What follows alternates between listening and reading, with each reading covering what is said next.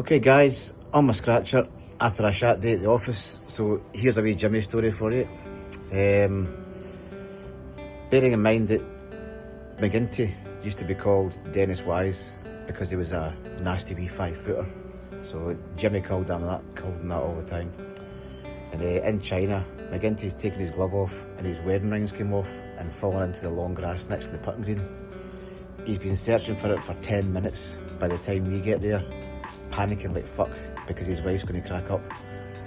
And Jimmy's on the floor laughing. And he's like, "Jimmy, give me a fucking hand to find this fucking ring."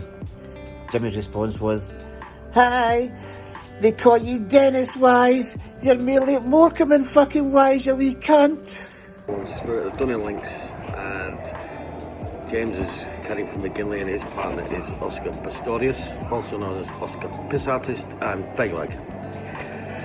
And Casey, who I was caddying for, his partner was Michael Phelps. So Michael Phelps had a bad day on the links, top after top after top after top. So we're going down, only 12th or 13th hole, and Jimmy shouts me over and says, "Here, heavy heat, have you got any paracetamols?" I says, "Why's that, James?" He says, "Because that golf ball's been hitting that fucking heat that many times, it must be fucking sore." We were in Portugal, Quinta do Lago, Portuguese Open, probably around about 2000.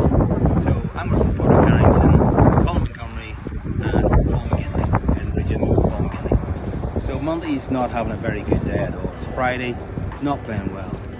So he decides, I'm going to just liven my day up. And mistakenly he picks on Edinburgh Jimmy.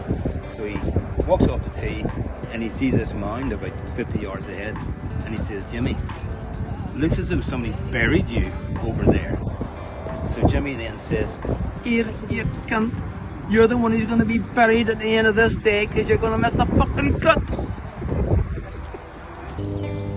Edinburgh Jimmy. I started caddying in 1999 on the European Tour, and I was warned about a few of these older Scottish and English caddies who made life very difficult for the young kids out here. Yeah, he was hard. It was very hard, but he had a cheeky smile and a great disposition about him. He really looked out for the other caddies. He never wanted to see a good man down. Back in 2008, I was caddying for Alex Noren at Madeira Island Open Classic, or whatever they used to call it. Smaller tournament, very hilly golf course, incredibly hilly actually.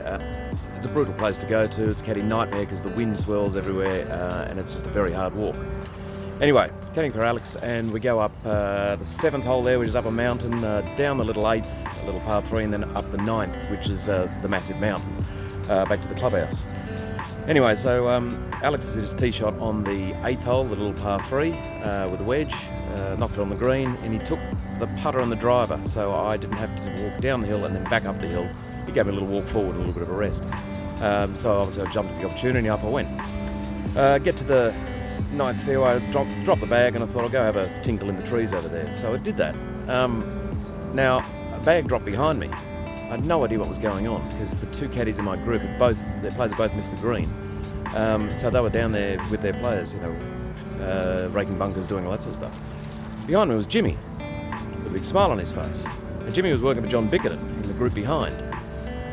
Somehow he'd managed to fall his way up the 7th, give Bix what did he give him? He gave him the driver, the 3-wood, just in case. He gave him the 9-iron and the pitching wedge for the par 3, and the lob wedge, just in case, and the putter, and completely avoided the 8th hole and the long walk up the 9th. He'd managed to. He liked to walk forward, Jimmy. He didn't want to have to go back to a tee if he didn't have to. But this was new levels, pretty much avoiding 1.5 holes, nearly 2 holes entirely. Of course, he turned with a cheeky smile to me and say, "Yeah, you've been out here for a while, haven't you? But you got a lot to learn, haven't you?"